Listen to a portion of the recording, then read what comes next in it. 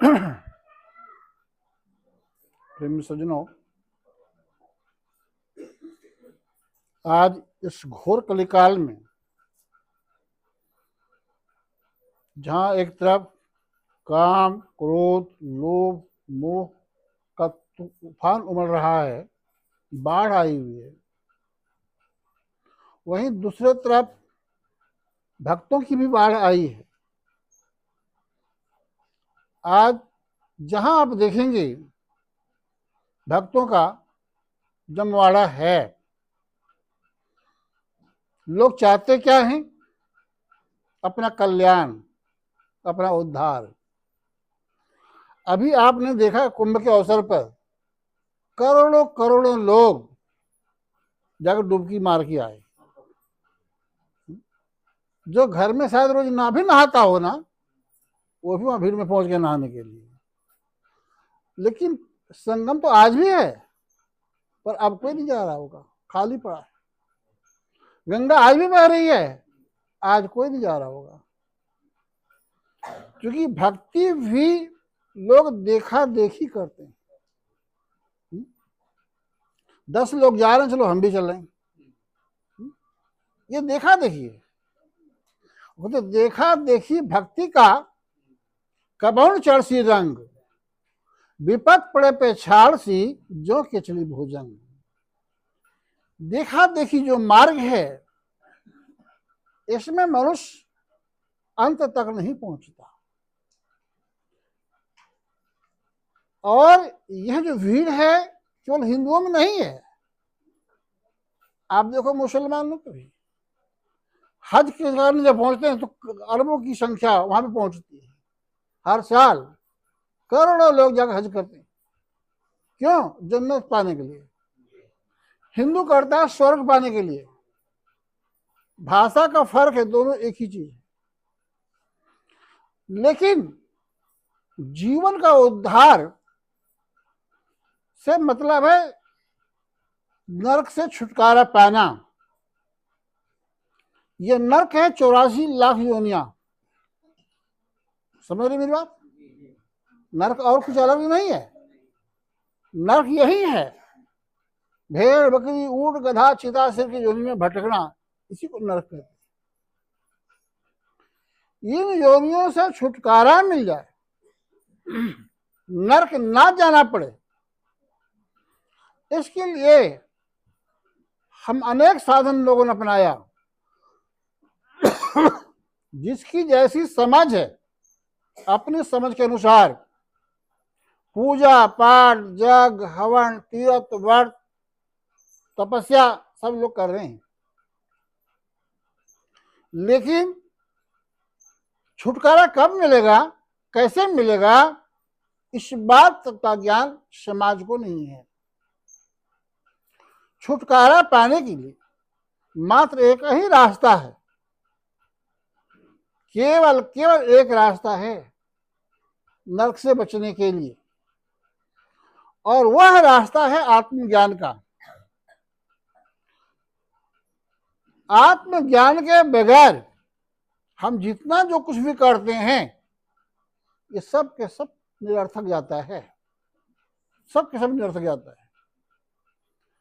यह भगवान श्री कृष्ण ने भी अर्जुन को समझा कर ये बात कही थी कि नाना शास्त्र पठन लोके नाना दैवत पूजनम आत्मज्ञान बिन पार्था सर्व कर्म निरर्थकम। कहते हैं अर्जुन, अनेकानेक देवी देवताओं का पूजा पाठ कर लो, अगर आत्मज्ञान नहीं है तो सब के सब व्यर्थ है। इसी बात को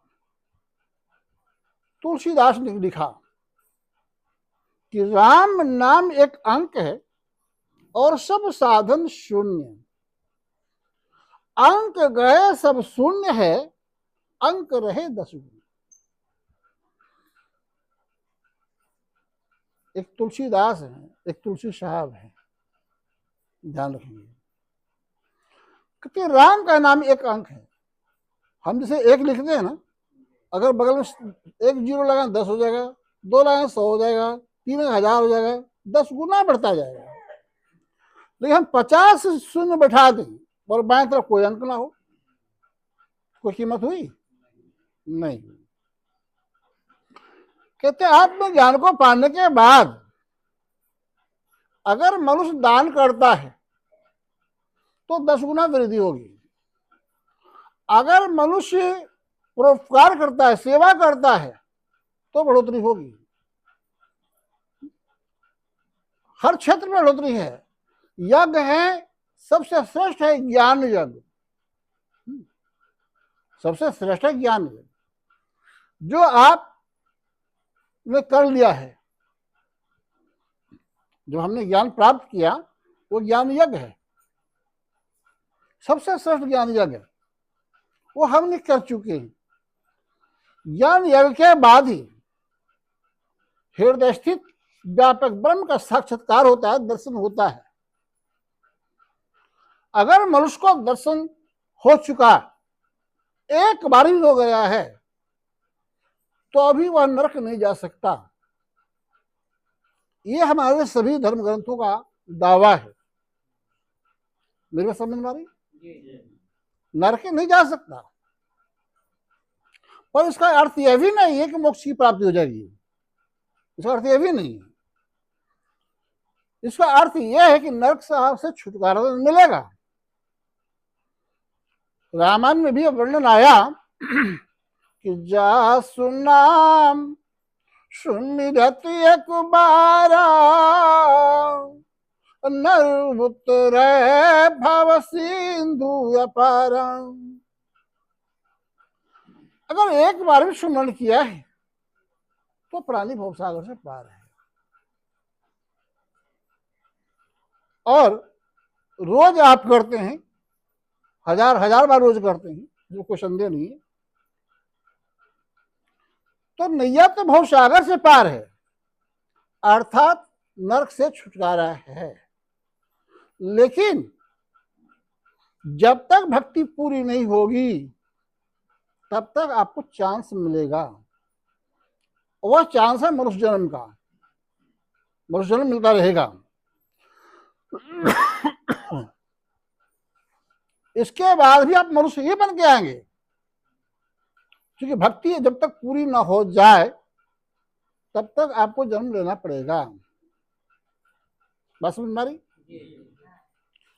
अब अगला जो जन्म है वो कैसा होगा, उसका विचार आप स्वयं कर सकते हैं, उसमें हमारे कहने की आवश्यकता नहीं है। निर्धन घर में जन्म होगा या धनवान के घर में जन्म होगा, इसका फैसला आप स्वयं कर सकते हैं। एक छोटी सी कहानी बता दूं, समझने में आसानी हो जाएगी, पता लग जाएगा कि अगला जन्म हमारा कैसा होना है। एक भक्त है जिसका नाम है दीना। दीना जीवन में भरपेट रोटी भी नहीं खाया, और जवानी में भरपेट भोजन ना मिले, इससे बड़ा कोई दुख है क्या? है? मेरी बात समझ में आ रही है ना? जब पूछो हाँ या ना जवाब दो। अगर जवानी में भरपेट भोजन ना मिले, इससे बड़ा कोई दुख है? संतों ने लिखा, नहीं दरिद्र सम दुख जग माही, और संत मिलन सम सुख का छुनाई। संत मिलन के समान कोई सुख भी नहीं है धरती पर, और दरिद्रता के समान कोई दुख भी नहीं। तो दीना एक दरिद्र भक्त है, गरीब भक्त है, जिसको भरपेट भोजन ना मिले, उसी को हम दरिद्र कहते हैं। उस गांव में कभी देवऋषि नारद आए। नारद जी ने सत्संग किया। जब सत्संग समाप्त हुआ, श्रद्धालु अपने अपने स्थान को लौटने लगे, तो एकांत अवसर पाकर दीना दोनों पति पत्नी आके उपस्थित हुए देव ऋषि नारद के समीप, और उसने अपनी व्यथा कह सुनाई कि जी हमने आज तक भरपेट भोजन नहीं किया। ये कौन सा पाप है, किस कारण मुझे ये दुख दिया है परमात्मा ने?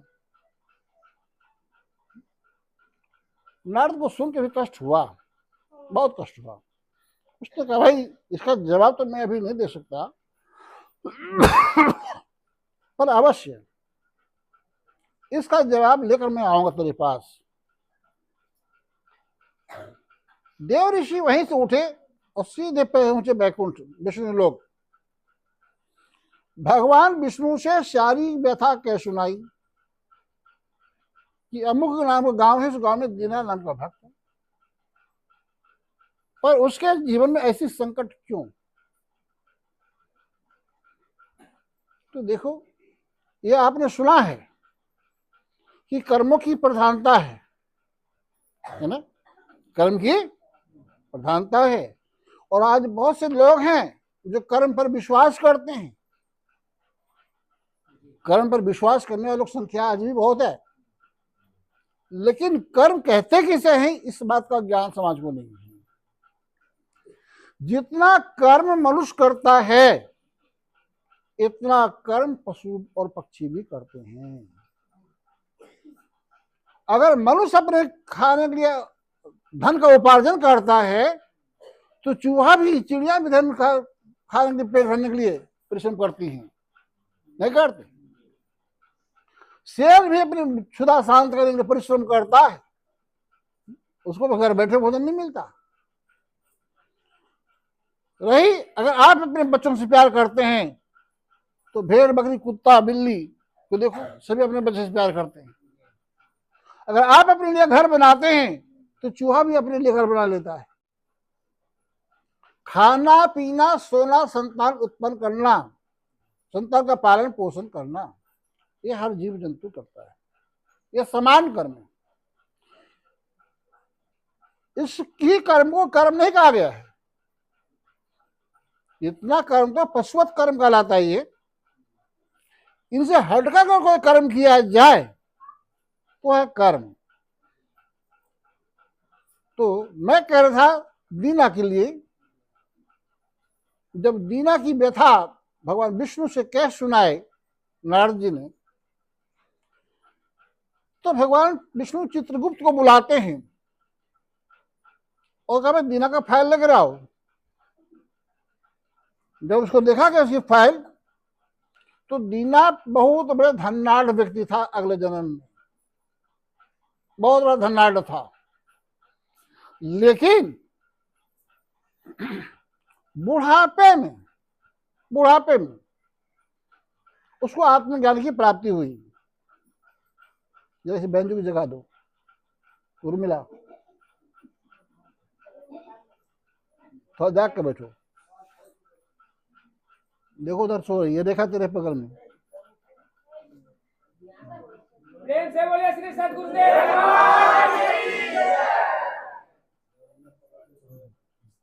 दीवार छोड़ के जरा बैठो तुम लोग, दीवार छोड़ के बैठो।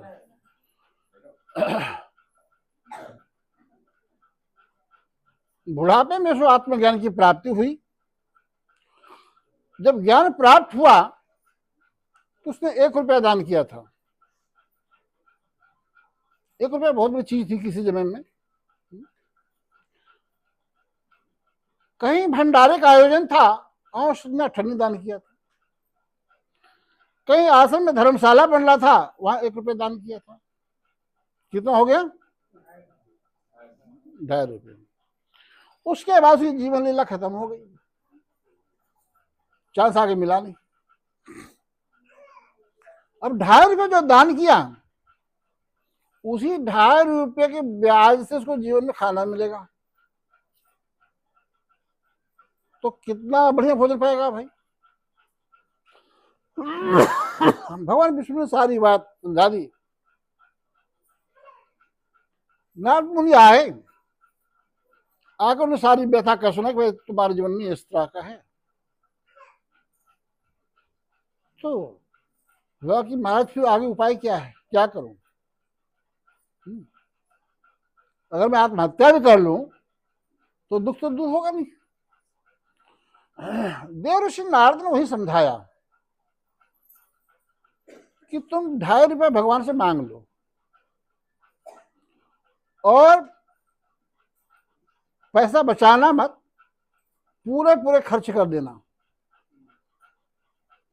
दाल, घी, आटा, चावल, चीनी, जो कुछ बाजार से खरीदा जा सके खरीदिए, और उतना तुम खा भी नहीं पाओगे तो पूरे गांव में भंडारा कर दो।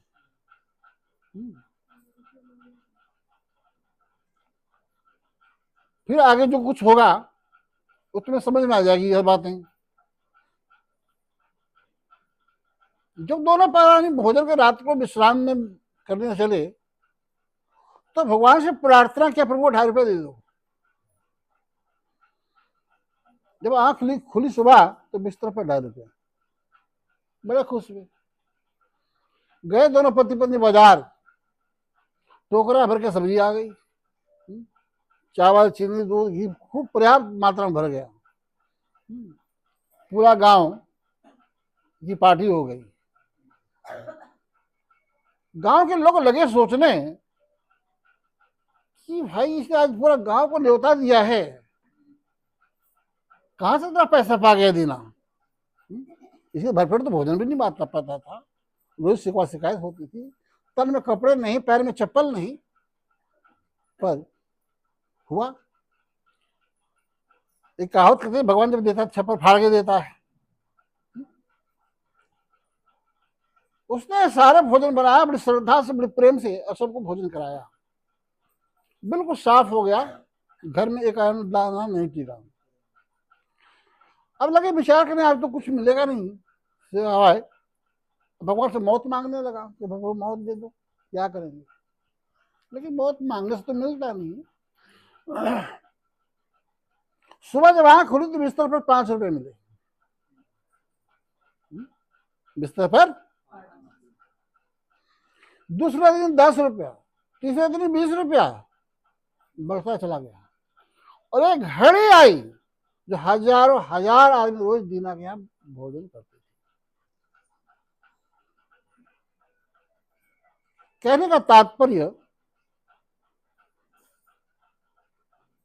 एक कहावत सुना होगा आप लोगों ने, दान करने से धन घटता नहीं। तो दान किसका नहीं घटा? दीना का नहीं घटा। दिन दिन सवाई बढ़ा घटा नहीं। आज भी लोग दान करते हैं।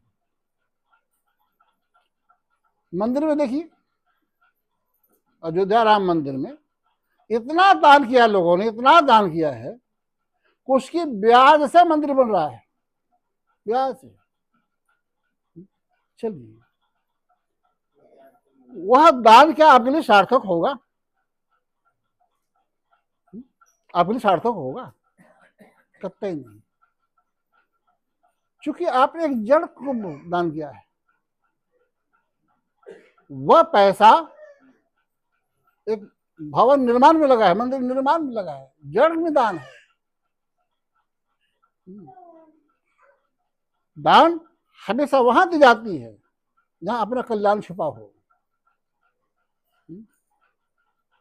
आज बहुत से मंदिर हैं जहां अरबों खरबों रुपया रोज चढ़ता है।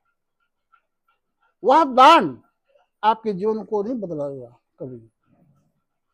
आत्मज्ञान को पाने के बाद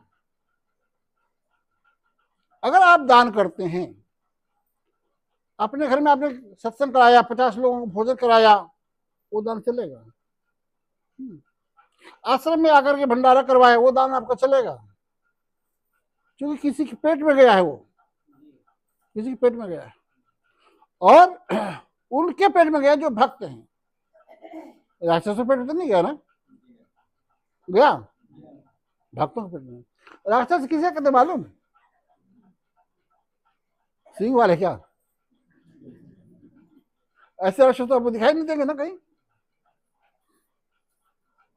मात पिता माने ही नहीं देवा, साधु अनुसंग करवा वही सेवा, जिनके यह आचरण भवानी, ते जानो निश्चय संप्राणी। ये भगवान शंकर ने राक्षसों का पहचान बताया था। तो आज जो है घर घर में राक्षस का जन्म हुआ है।